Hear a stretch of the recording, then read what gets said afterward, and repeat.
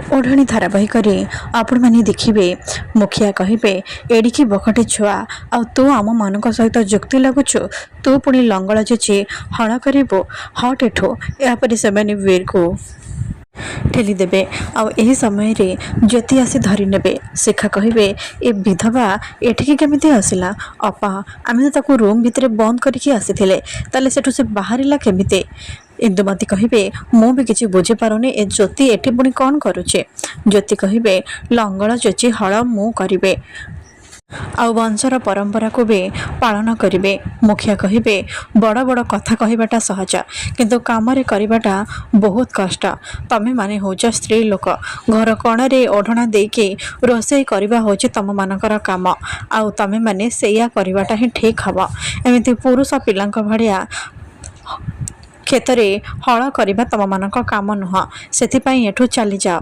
ज्योति कहे पुरुष मानक ठारू स्त्री माने कौन गुण रे कम नुह आउ एबे ए परंपरा को मु पालन करिवे मो बापा जेतेबेले खेतरे हल करुथिले सेतेबेले मु देखिचे आउ तांका पाखरु देखिकी मु सब किछि शिखि जाइचे। इंदुमती कहे चुप कर तू एठिकी केमिति आसिलु अरे सेठी तो आम नाक निश सब किछि काटिदेलु मो घरर सब पुरुष मानक तू जेल भितर भर्ती कर देचु एबे पुणी कौन एठिकी आसिके आमर मान सम्मान सब किछि सारिबाकू चाहुछु।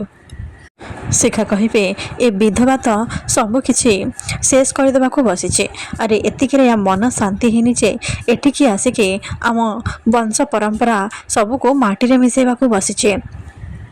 ज्योति कहे खुड़ी सासुमा मु जहाँ भी करुचे आम परिवार भल पाई करुचे आउ मु आम परिवार पुरुष मानक जेल को पठेने ए कथार प्रमाण तमें मैंने खूब जल्दी पाइबा किंतु एबे सबुठारु जरूरी होची ए परंपरा को बजाय रखिबा आउ से हिसाब रे एबे मु ए सब पालन करिवे।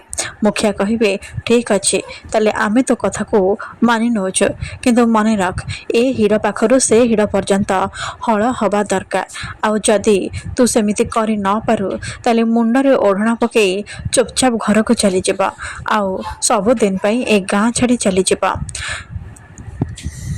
ज्योति कहे ठीक अच्छे मो आपण मानक शर्त रे राजी अच्छी आउ जदि मु ए शर्त पूरा कर दिए ताहले आपण माने मो स्वामी ससुर आउ दादा सपक्ष रे जाई जेल रे बयान देबे आउ से माने लांच टंका रखी नाहंती बोली कहिबे आउ तांको जेल रो बाहर करिवे। मुखिया कहिबे ठीक अच्छे आमे भी तो शर्त रे राजी अछु। यापर ज्योति लंगल पूजा करेंगे आउ लंगल को उठेबा को जिबा बेले से एका उठे पारिबेनी।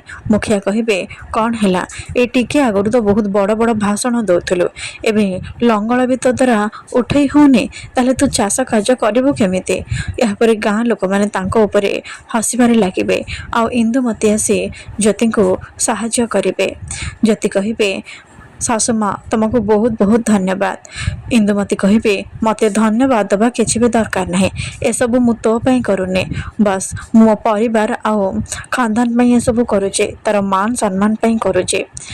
ज्योति कहे हेले बलद को आड़े गला बिना बलद रे मु हल जोचिबी केमिति।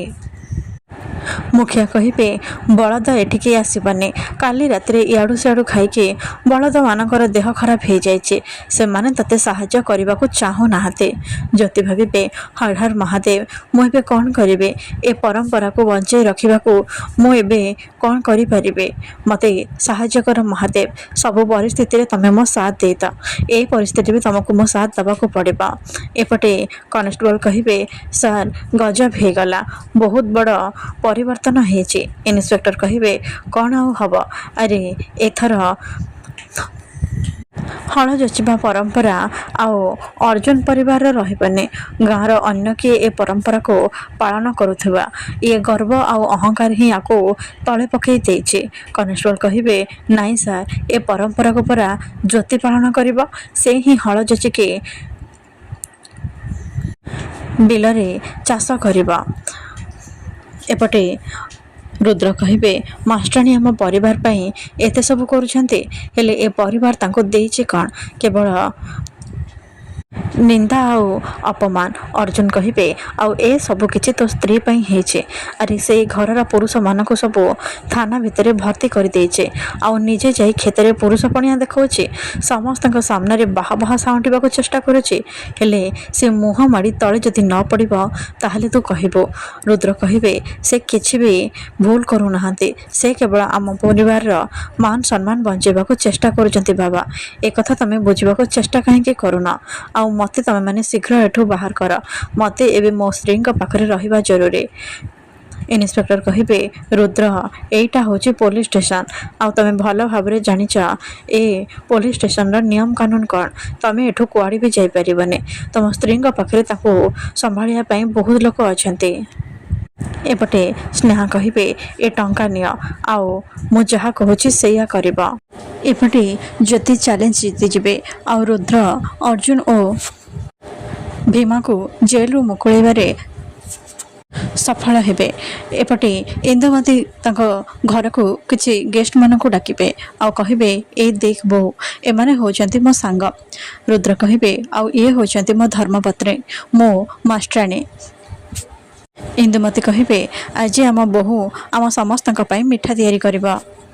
ଆମ ସମସ୍ତଙ୍କ ପସନ୍ଦ ସିମେଇ ତିଆରି କରିବ। ଜ୍ୟୋତି କହିବେ ମୁଁ ଏଇ ସାଙ୍ଗେ ସାଙ୍ଗେ ସମସ୍ତଙ୍କ ପାଇଁ ତିଆରି କରିକି ଆଣୁଛି। ସ୍ନେହା ଭାବିବେ ଯା ଜ୍ୟୋତି ଯା, ହେଲେ ଏ ସିମେଇ ତୋ ଜୀବନର ଶେଷ ସିମେଇ ହେବ। ଏପଟେ ଭଦ୍ରା ଘରକୁ ଫେରିବେ।